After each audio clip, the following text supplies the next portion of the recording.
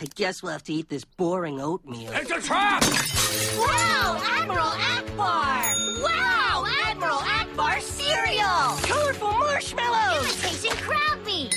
Your tongues can't repel flavor of that magnitude. There's a prize in every box! Admiral Akbar cereal, now with brine shrimp. Two rambling idiots diving deep into nerdy nights. Nerdy nights. Opening bottle after bottle of rum that feels just right. Feels just right. Talking Legos, movie, theme parks, and streaming TV shows. It's the Rum and Nerdy podcast, so come hang with your bros. Rum, nerdy, grab a nice cube, splash in some Coke. Top it with rum aged in barrels of oak.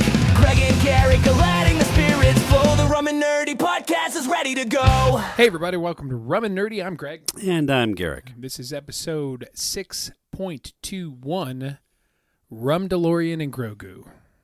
What are we talking about today, Greg? No fucking idea.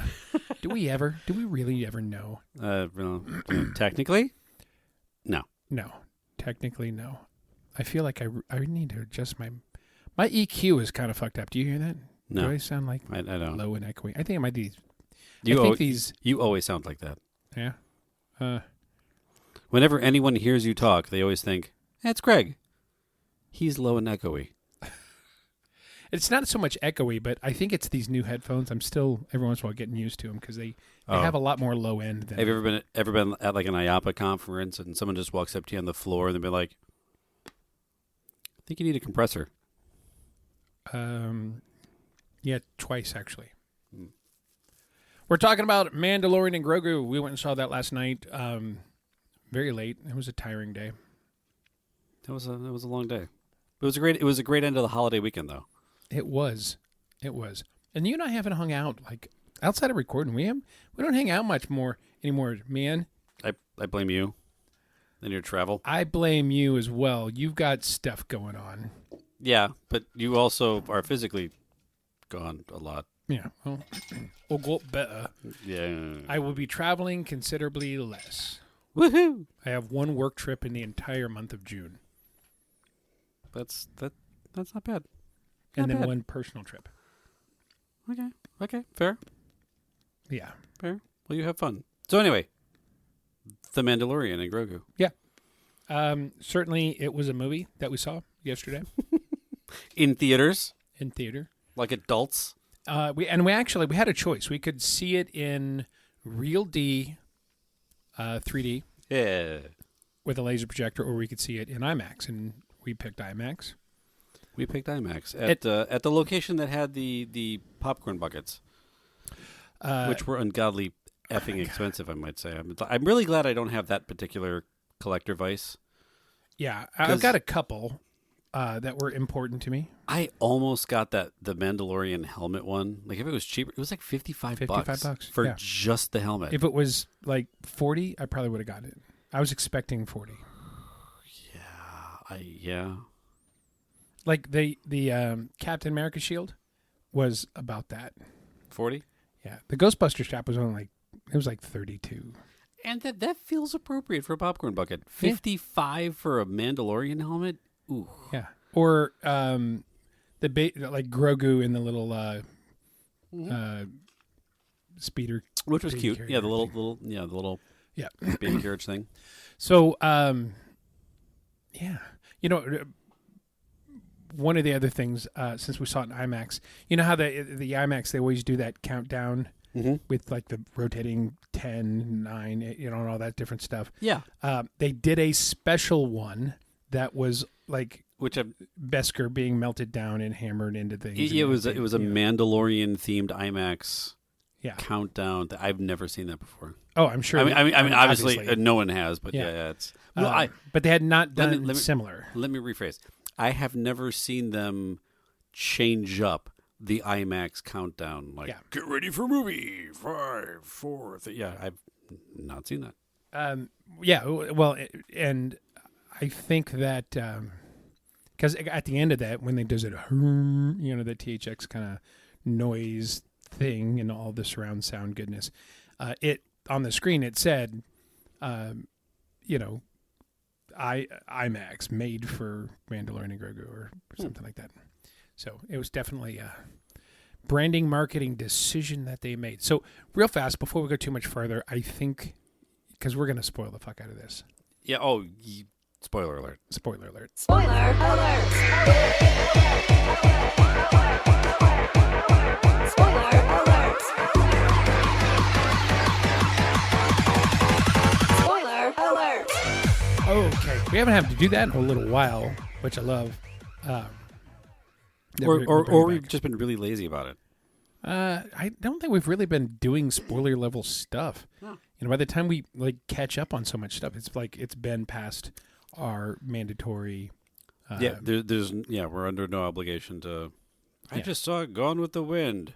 Spoiler alert. Yeah, but this is opening The weekend. farm burns. But what do we say? It was 3 weeks or a month. If it's after a month, I think fair game. But yeah, this is still new. But yeah. So overall, great, right? So I heard several people mention complaints or issues that existed in the Star Wars fanosphere about this movie. And good time to interject. Worst thing about Star Wars is the fans. Yeah. I'm going to be honest with you. If you have seen the Mandalorian, the series, or you're familiar with the modern franchise in general, and all of the different, cartoons and series that exist, this movie delivered. Yeah, spot on delivered everything that I wanted, and I believe that they plussed it up just enough, because some people say oh, it's just 4 episodes, 4 episodes crammed together. I could maybe see that. But I think there's some accuracy to that. There's some accuracy, but I also think they plussed it up enough to justify it being shown once. I don't think they ever theater. shot an episode in IMAX, for one. Well, yeah. But I feel like walking out of it, I feel like it was justified having seen it in IMAX on a screen. Yeah. I didn't walk away feeling cheated out of, I could have seen this from my couch. Yeah. Listen, the action sequences were amazing. Creatures out the ass. And bringing back some deep cut, original Return of the Jedi action figures, and closing point on it was just a couple of episodes crammed together. Yeah, that works in reverse. If you watch Jedi, you could split Return of the Jedi up into 2 or 3 completely separate movies, and it would work as 2 or 3 separate movies, or 2 or 3 separate shows. Like an episode of a show. The original trilogy could be made into a season, with very little work, quite easily. Yeah, but I think I don't think that's a valid comment on this movie. Yeah. Or it is valid, but it applies to everything. Yeah, and we have to acknowledge the fact that Star Wars, as a generality, Star Wars was inspired by the serial sci-fi and even westerns of the 50s and 60s. Lucas's childhood heavily inspired by going down to the theater on the weekends and seeing these spaghetti westerns and really what were B-grade movies, practically the whole Ed Wood kind of sci-fi stuff inspired a lot of what we're seeing in Star Wars. Star Wars has never been about, and not that it doesn't happen from time to time, but it's never been about amazing scripts or dialogue. It's just these fun, action-y movies. That said, one of the things I appreciated the most about this was that they really brought Grogu forward. He had to act independently quite a bit in this movie. He had to step up. He wasn't this completely helpless little kid anymore. He can hold his own in several situations. And I thought that was really great for them to do that level of character development for a character that we all already love. Even the people that hate Star Wars freaking loves Grogu. Yeah. Either that or they're just not worth knowing. If you hate Grogu, Just leave the planet. I don't know if I go that far, but I get it. Yeah, leave the planet. Okay. Find some cold rock in the outer rim and float on it for a while till you learn your lesson. So, other than that, And that's not a metaphor for something hateful. It's not. It's like, no, it's a Star Wars go out and float in an asteroid or something with a Minoc in it. with a Minoc asteroid. Yeah. So, Think about what you've done. what was some of your favorite takeaways? Other than just the generality, it was fun. It was energetic. My favorite thing was an Easter egg, and I want to cover that secondary. I want to just talk about the movie, and then we'll come back to Easter eggs. Oh, okay. My story-wise, like the drawback is, as much as I liked the development of the Grogu thing, there was a period of the movie, about episode 3 in the movie, where Mando's hurt and Grogu's in charge of kind of taking care of him. I think that sequence went on a little longer than it needed to. And I don't know if it's that sequence went on longer than it needed to. It's just the rest of the movie is so fast that the portion of the movie that's a little slow felt extra slow. I see that. I see that it could have just been the comparative pacing, but because it's a quick. I'd say it's quick. How long is this movie? that movie is. I was surprised when I saw this. 2 hours and 12 minutes. Yeah, no, because it's a quick. It's not a short movie. 132 minutes. Yeah. It's not a short movie. It does not feel like it's over 2 hours. No, except for that part. Yeah, except for that part. That part makes you. Yeah. That part. Like you could effectively made it a 2-hour movie. That scene. It came off like a love scene in a Fast and the Furious film, where you're just like, can something explode already? Like I don't need this. Although I will say, like, Grogu out there stacking mud to make the little hut. Oh, it was great. Was fucking hilarious. And him sliding the Mandalorian into the hut. Dink. Ding. Yeah. Oh. Ding. I didn't. Yeah, we're gonna need a bigger hole. I mean, mud pit. It was like, hut. Smash his head for a third time. Smash his head for a ding. Yeah. It was definitely kind of a Peter Griffin moment. Yeah. So, so that was great. The lots of ships, brought the Razor Crest back. They still showed the N1 in the background. Mm-hmm. And so I thought about that a lot when it was happening. It's like the N1 ended up being a pretty badass ship. And I'm not just saying that because I'm currently building it in Lego. It did, but for the characters and the plot of this movie, you need a bigger ship. Yeah, no, I agreed. That N1 is like the Mazda Miata of starfighters. Oh yeah. It's like purpose built for him and the little special bubble for the kid. And it didn't even come with a special bubble. Like they added the bubble. Well, that's what I mean, because it from the standard the droid, Naboo fighter. That's the droid cockpit thing. Yeah, they threw a little bubble on it. Right. Anyway, so a strong movie, very good. Soundtrack was superior, just absolutely excellently done. Expanded on the soundtrack from the movie. Yeah. There was some really good time, and I kind of did hand signals where there was like this stereo phasing bit that they did to really kind of take it upbeat. Also, the Mandalorian theme. I don't know if you noticed in the credits, they did a version of the Mandalorian theme that was more kind of like a hillbilly folk version of it. I heard that, yeah. So it was like, that is, I either hate that or really fucking love it. And I didn't spend enough time to actually decide one way or the other, but it was interesting. No, they played with some variations, but like that whole, there was a handful of nods in that opening sequence where it was almost like a Top Gun or like almost maybe an Apocalypse Now sort of riff, but it was really well done. Yeah.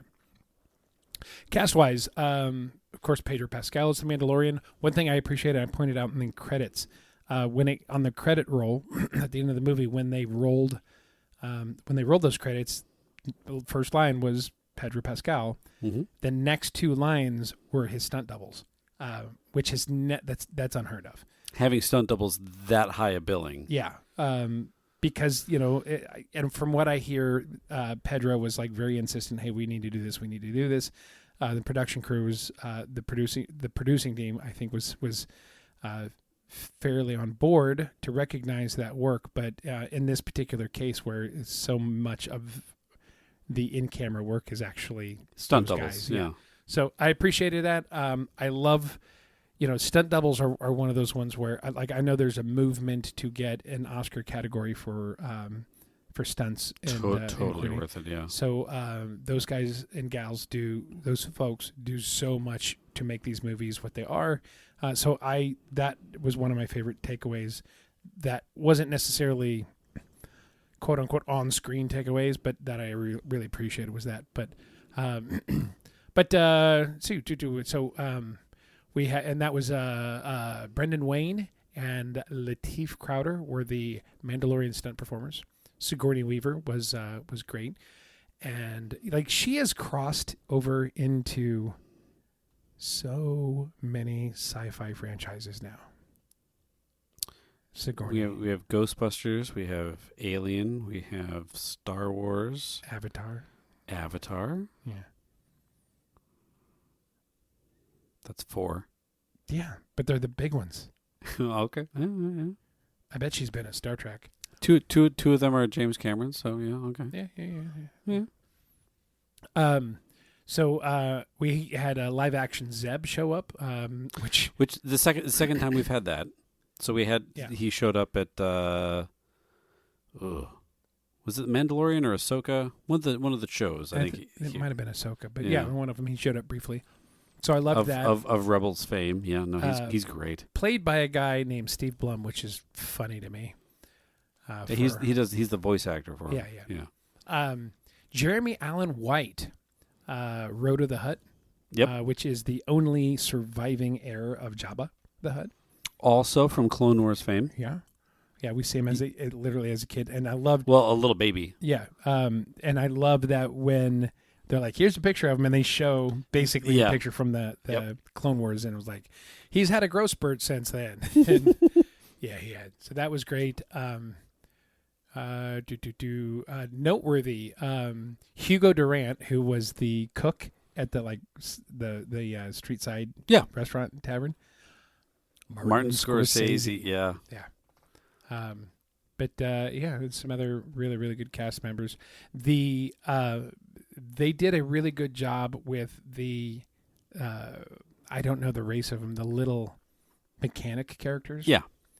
There 4 of them came out to help work on the updating the Razor Crest, which was great. And then, and they kind of stuck around, but it seemed like right at first there was like some rivalry between them and Grogu. Grogu was trying to eat him or something. Yeah. And then they were all buddies. And the shot where they're in the tiny ship and Grogu's behind them, and he's the fucking big one. Yeah, that's comical. That was a great shot. An interesting casting Easter egg. They had a bulk of the Mandalorian directors were all cast as New Republic pilots. Yep. All hanging out of the bar. So I'm going to use that to go and switch over to our Easter egg list. Okay. So, classic Star Wars. So these are our filmmaker cameos that were in there. Obviously, Dave Filoni, Deborah Chow, Rick Famuyiwa, Anthony Daniels was in there, and Scorsese. I did not see Anthony Daniels. He was one of the droids. Oh, okay. Yeah, he played one of the pilot droids. Yeah. But of course, that wasn't the best. The best Easter egg. Oh no, the best. It's hard picking a best one. There's not. It wasn't hard. The best one was when they first go in to save what's his name, Jabba's kid, Rodu. Rada. when they go in and save him, and he's in the arena fighting, and Mando and him fight, and then they're like, "Oh no, everybody must die," and they bring out all these creatures, 12 of them. Technically, it was the second. Was that the second fight? No, it was. Well, it was the end of that fight. Yeah. It was the second because he fought and then was it was the the Garrick the match or next day. whatever? Yeah. Which is when he kept referencing that match. That's the name of the Hollow Chess game that Chewbacca and C-3PO were playing in A New Hope. And I didn't put that together, but they the name I did not. Yeah, I did not catch the name, but they did the overhead shot, and you're like, oh, and it was the chessboard. It's the chessboard, and then when the other monsters started jumping out onto the board, you're like, oh, these are all the characters from that chess game, which is great. So that brings back, it's particularly, I think, why I think it's great is because we know the story behind those chess pieces. Yeah. For those, and it's on a previous episode, but if you don't know, Phil Tippett was heavily involved in the creation of that from the original Star Wars, the chessboard, those holographic monsters. There were 9 of them in that movie, but originally they had built 12 of them. I thought it was 10 and 8, but yeah. I know 3 of them were taken away. So for continuity over all canon for this is when they originally made it, they were like, you know what, let's save a little bit of money. It's a little crowded. Let's get rid of 3 of the pieces or 2 of the pieces, whatever it was. And then they went ahead with it for the battle chess. And then when they went to remake those for Solo, instead of just digitally recreating them, they wanted to go back and get all of the original maquettes that they had started with. And they had searched, they knew who had most of them, but they searched all of them down. And, it was, 30 years. They're all dry and crumbly and whatever. So they restored them all. They did digital scans and they remade the pieces from the digital scans. So they and we've had a chance to see those original pieces in a display case.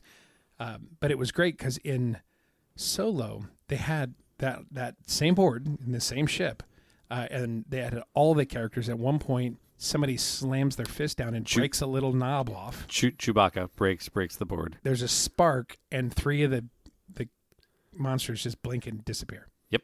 So it's kind of funny. So back to Mandalorian Grogu, when early on in the battle, 2 of the monsters, because the monsters aren't like all buddies ganging up on Mandalorian, they're fighting each other too. So the big one kind of picks up another one of the guys and slams it down, throws his arms up in the air, and roars in the exact same motion as the original animation from Star Wars New Hope. Best Easter egg ever. Yeah, there's so many, especially if you start reading the some of the Arabesh signs in the city. Apparently, there's one of the bars there is called the Batu Bar.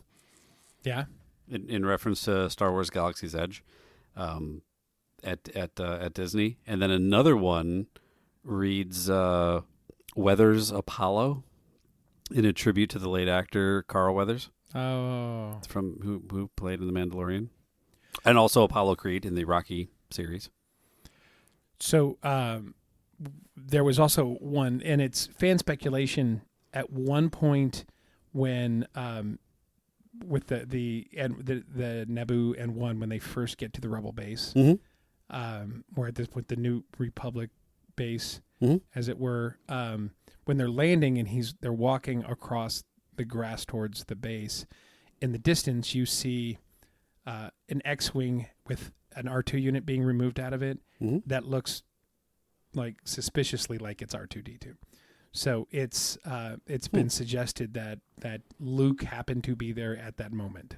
Interesting. Okay. There's another one when they're sitting at the fight when they first get there and they're watching Rada's first fight.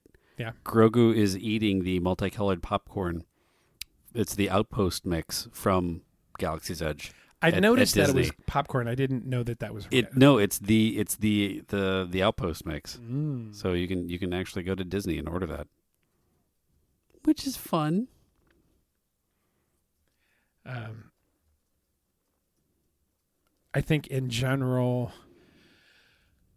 I think overall it's not necessarily an Easter egg, but a lot of people are saying that it overall it definitely has the original edit Han shot period edit kind of going on there. One thing too that's kind of funny that Mandalorian says a lot to Rhoda is "I'm here to rescue you," which is a throwback again to Episode 4. One of the things that I really enjoyed was the Amani warriors. Those like half like fish people. Oh yeah. Things with the gill and the little sharp pointy teeth. Yeah. Like that original character. I don't even think it wasn't a person in a suit. It was literally like a mannequin leaning up against the wall of Jabba's palace in Return of the Jedi. That's hilarious. And now they're like, hey, we're gonna make these real creatures that like run around and fight and are really badass. I sent you the picture of the original toy, and so it's got like the toy and the card. If you look at the card, like that's the figure from the movie, and I think they literally just had him leaning up against the wall as background set dressing. That's hilarious. But you add some computer animation, and they fought like badasses. Yeah. And they kind of threw them out in a couple different places, so it wasn't just this like a little blip. They were there twice. Mm-hmm. Yeah. Yeah, they played a decent role. Let's see, what else do we have here?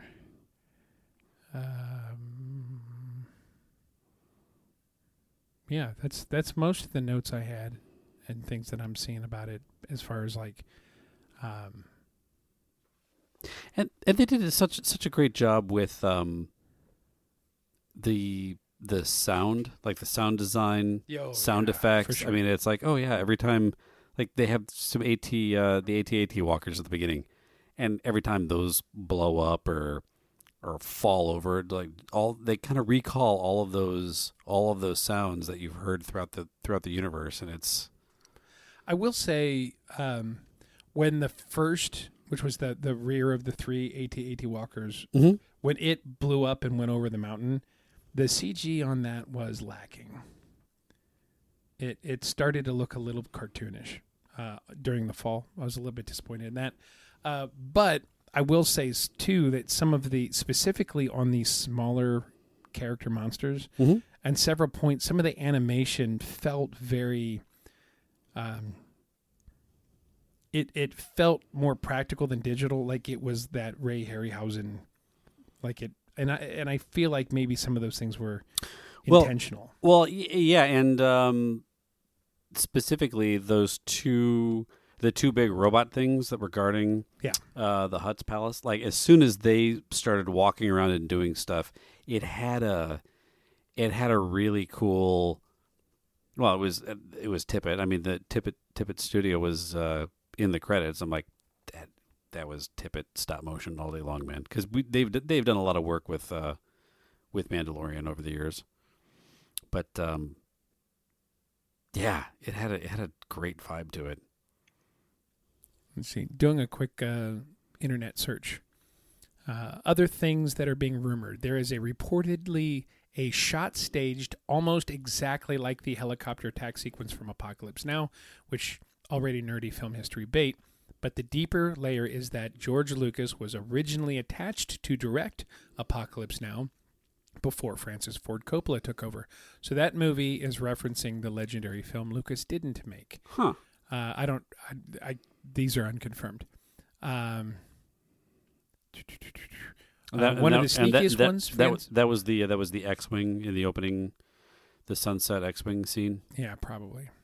One of the sneakiest ones fans found Arabesh text hidden in the trailer that references the Halcyon Star Cruiser from Disney's now defunct Halcyon, a defunct Galaxy Star Cruiser hotel.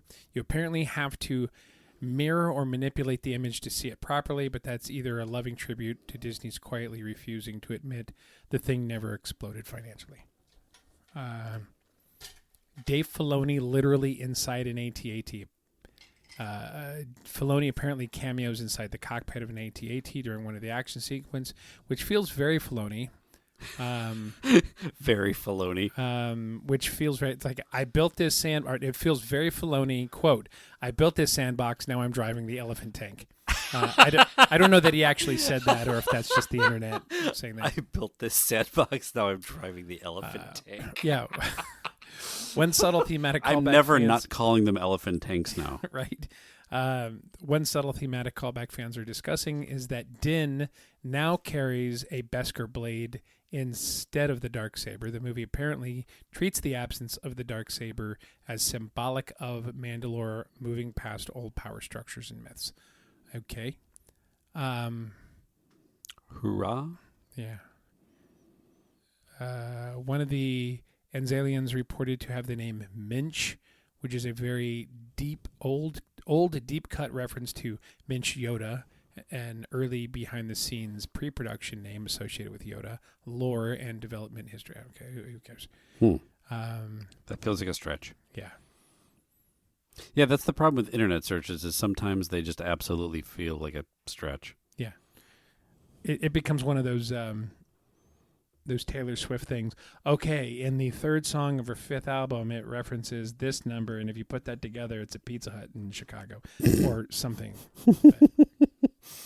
There's always weird things. Yeah, sure. Anyway, the bounty hunter callbacks, the character callbacks, the Hutts, it's so integrated with all the other Star Wars media that is come out within the Dave Filoni genre. It just makes me appreciate, especially in the Filoni Jon Favreau era, is that there are so many legitimate criticisms of Star Wars of, like, it's did the Kessel run in under 12 parsecs, and it's parsec is a distance, not a time. And they're going back and fixing all that stuff. So little things, they are constantly going I think you had said it to me once. You said, it's not that it's wrong, it's just that we haven't explained it yet. Exactly. Or giving on-screen redemptions to things that everybody would joke about forever, like Ice Bucket Guy. Yeah. Hey, here's a guy escaping Cloud City, and he brought his ice cream maker, or whatever that was, the little ice bucket thing. And it was like the first episode of The Mandalorian where they brought forward the ice cream maker thing. Like, no, this is where the money is kept. Well, and men's mental health is something that is important to me, and I've talked about it several times. But just like the Ahmad Best coming back and being the master that saved Grogu. Oh, absolutely. And it really being able to celebrate his path of healing and redemption from all the hate that he got from playing Jar Jar. Mm-hmm. Yeah, So, I feel like the series owed him something. Yeah, it certainly gave him an opportunity. Like, I don't think that he needed to be redeemed. I don't want to word it that way because it implies that he did something that needed to be redeemed. But it was still... those kind of things are still kind of a redemption of sorts. But yeah. I know something we didn't mention. The BDX droids. Yes. The cute little BDX droids that we got to meet at the TEA summit. Yeah. Some quantity of time ago. That was a year ago. Yeah. Yeah. That came up in my little time hop memory thing the other day. Well, and then at the very beginning when they're attacking that base, and there's the not the gonk droid, but the little battery charger unit that like send reinforcements. The mouse droid. They have the tactical snow mouse. Yeah, with the off road. Am I saying that right? The big off road tires. Yeah. I know, like when they were announcing, we're doing this movie and this movie. And, there was a movie poster, like fan made, but it was like Gonk Droid, the movie, or Star Wars. Oh yeah, I remember Gonk. Yeah, Gonk Droid, the movie. But I thought that there was one made for that little.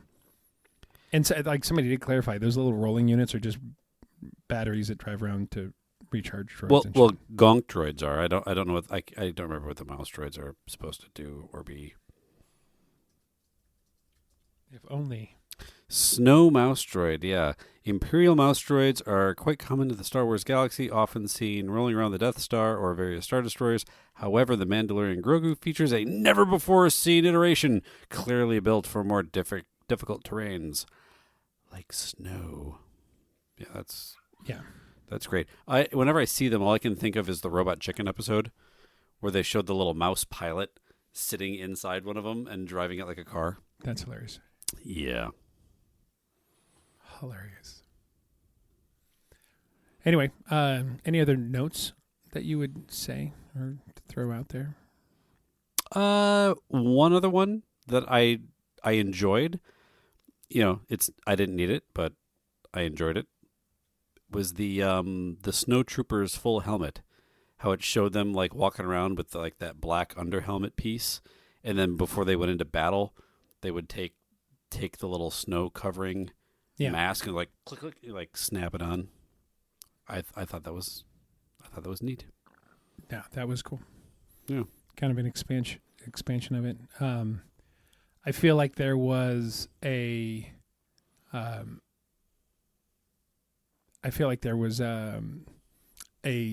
general stormtrooper helmet variation that matches.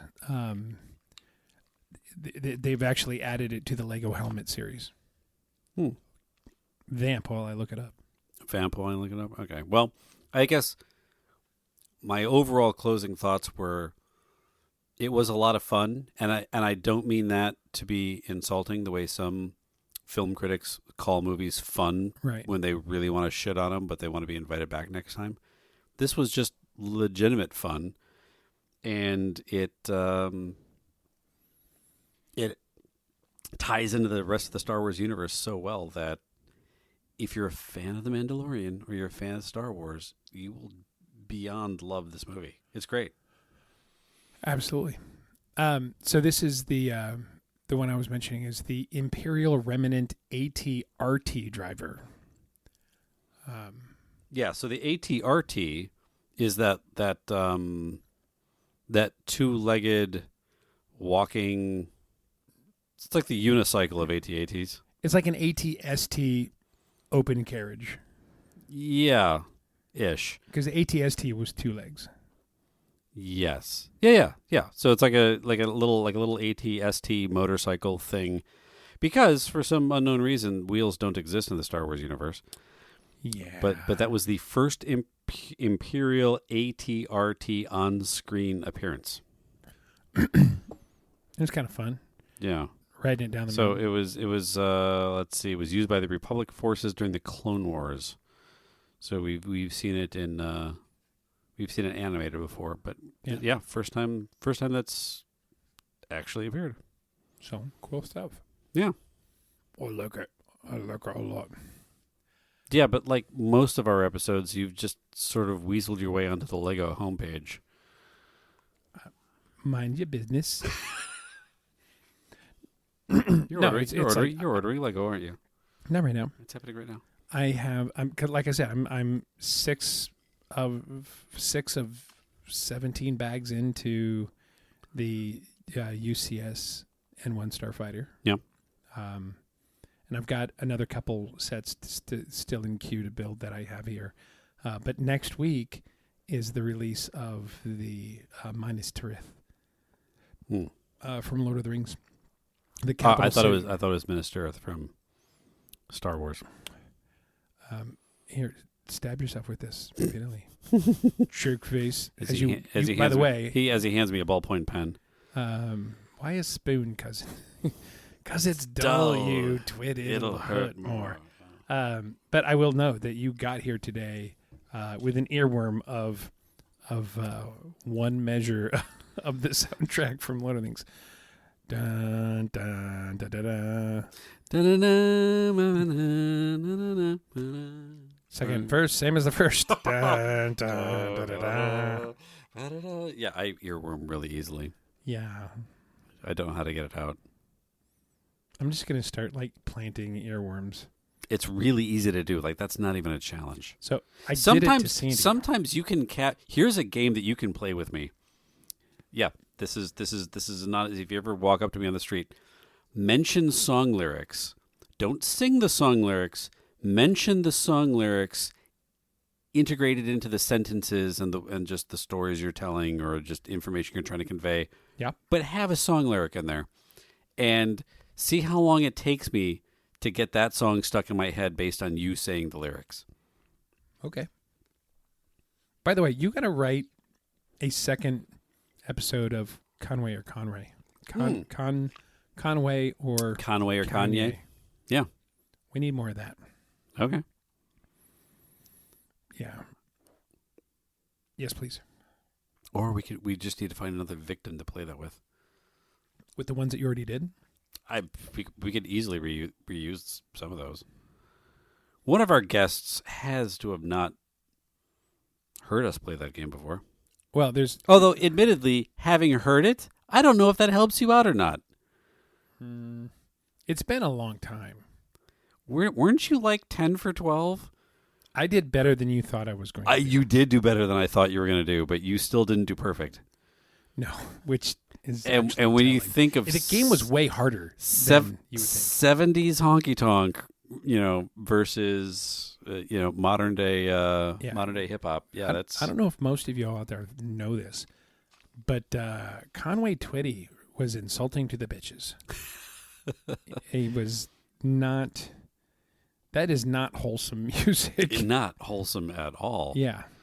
You ever see a picture of Conway Twitty in like that blue leisure suit?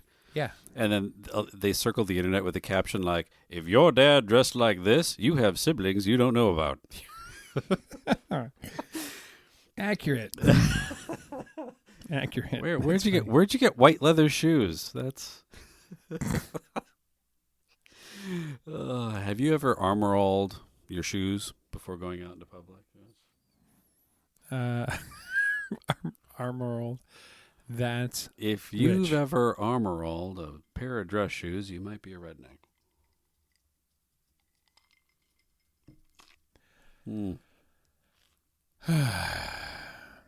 So that's the sound of "It's Been a Day."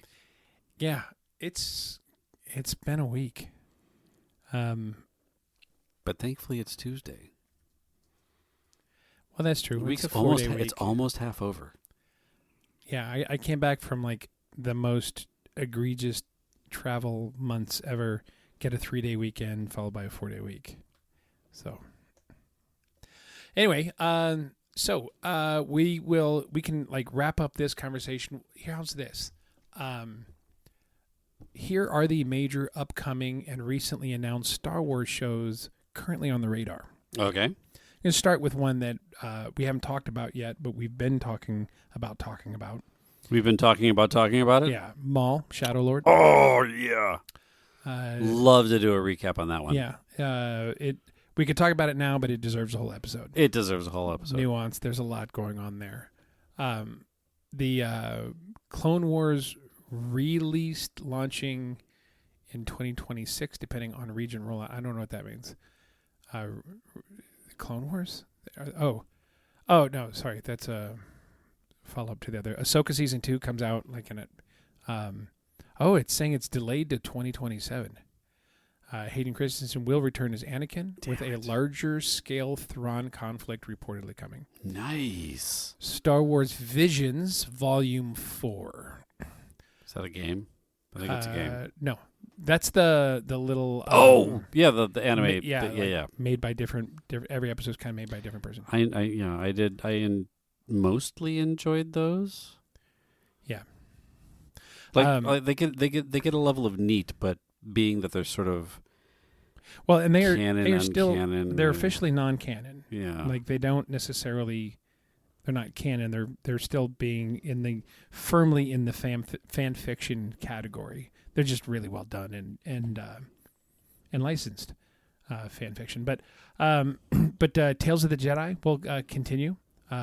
So this is the anthology line that did Tales of the Empire, Tales of the Underworld, and then they did another one. I forgot. Then there's the Young Jedi Adventures are continuing. I haven't watched any of these. Young Jedi is not bad. It's a High Republic era kids series. Yeah, it's not bad. Yeah. Other rumors. Live action Mandalorian continues in series. So Mandalorian series might come back, which would be good, because I think that show has officially arrived to a point where they can keep producing it, episodically, and I think honestly it stands on its own. The interest there is going to be what happens with Grogu, and I wouldn't be surprised if other content that in canon takes place 100 years later or 90 years, whatever it is, that we can see him more adult. He will show up. Could you imagine like a teenage Grogu, poor complexion and shitty attitude? Just a teenage Grogu. You're not my dad, baby. That's funny. You're not my dad. What? Additional Thrawn era crossover projects, more Old Republic development projects, possible animated continuation of post Return of the Jedi timeline, and on the movie side, can we get Acolyte season 2? Can we get freaking Acolyte season 2? No, that's dead. I know it's officially dead. I'm just they're not going to reverse their stupid ass decision. I know it's officially dead. It's just still really annoying me. Speaking of annoying, Ryan Gosling will be in Star Wars Starfighter. Next year. Yeah, I remember seeing him. I'm looking forward to Star Wars thing. Seeing more. Like, when does this happen? What are the like? I also don't hate Ryan Gosling. No, he's fun. I just used the annoying line for some sort of transition. Interconnected Filoni-Favreau storytelling, animated canon feeding directly into live action, smaller character-focused stories. Was it you I was having the conversation with about the animated series? In general, like the Disney Plus animated series have like far less oversight and production value and whatnot, so it's almost allowed to be more pure storytelling and more fan forward storytelling, because it's like, hey, this is we can make this really good because we have limited oversight. And then as soon as you get into the live action stuff, it's a bigger budget, it's more oversight, more executive eyes upon it, and it falls victim to fans shitting on it. Yeah. Versus the animated stuff, like, I'll just keep pounding that out. So honestly, I think the great thing about the animated stuff and what's going on, the stuff that Dave Filoni is more specifically and directly interacting with, I think generally does really, really well, because they left him alone to do those cartoons over there. Yeah. And he was trained in like what is the real meaning of the lore by Lucas. Mm-hmm. Like Lucas trained him. Yeah. This is what I'm doing. This is what I've been doing. Carry on.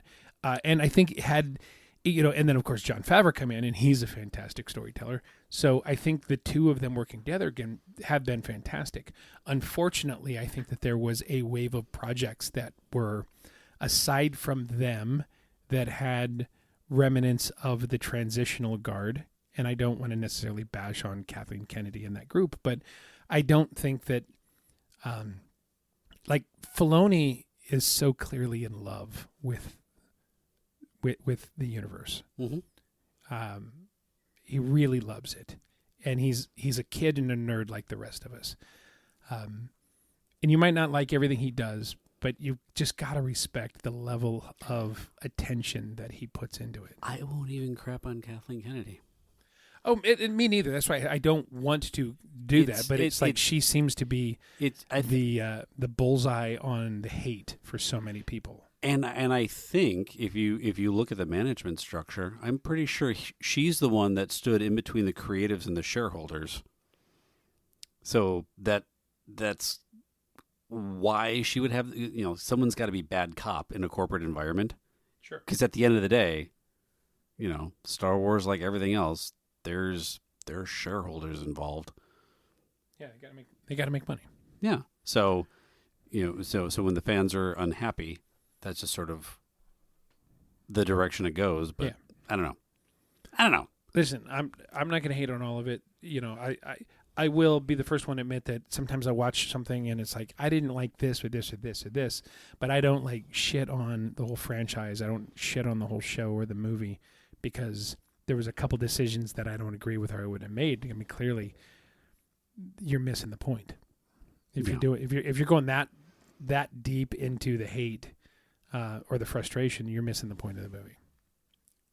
Absolutely. And if you wanted it to be better, you should have gone out and studied film. And I didn't even know if I go that far. But like when people complain about there being jumps or gaps, or well, you didn't explain this, or you didn't connect these two dots well enough for me. I think back to the prequel series and how much crap they got, and the gaps in the prequel series gave us the Clone Wars cartoon show. Yeah. Arguably one of the best pieces of Star Wars media ever made. It's so good, it makes the prequels better. Yeah. It makes them better. It makes them actually pretty badass in the context of what happens in that show. Yeah.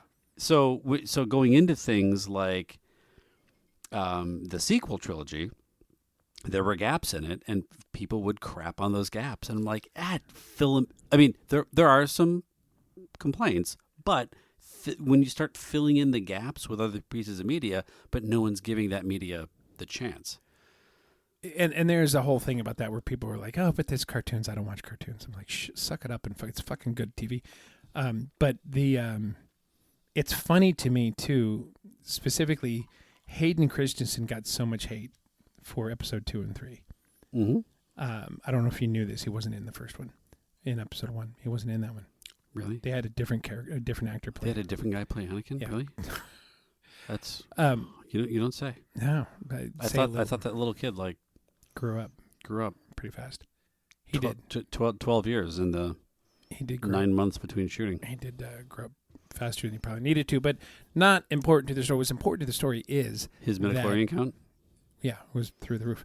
But as much hate as he got, and then years later, when they announced that he was coming back for Ahsoka, I think, and he was at Star Wars Weekends, and he walked out on stage, and the place fucking went nuts for him, cheering. Yeah.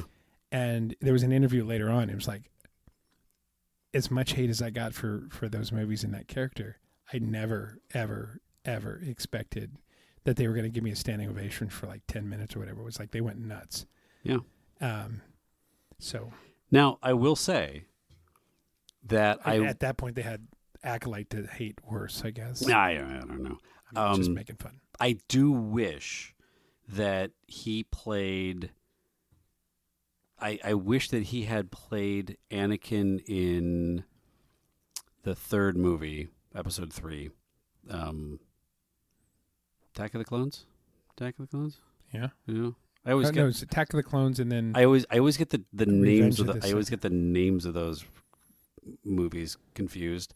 Mainly, there's also a YouTube video where somebody says all of the names for all of the tags for all of the episodes are wrong. Yeah. And he goes in and he explains it. And one, I agree with him. Okay, yeah. 2, it has permanently screwed up the tags for each one of the movies. Anyway, the third movie, I wish he had played Anakin a little bit more mature, like he did in Ahsoka. Yeah. Or he did in the transition between 2 and 3 with Clone Wars would have made more sense. It would have, because he still played it very immature, which makes his transition to the dark side a little less impactful. I don't know, but again, that's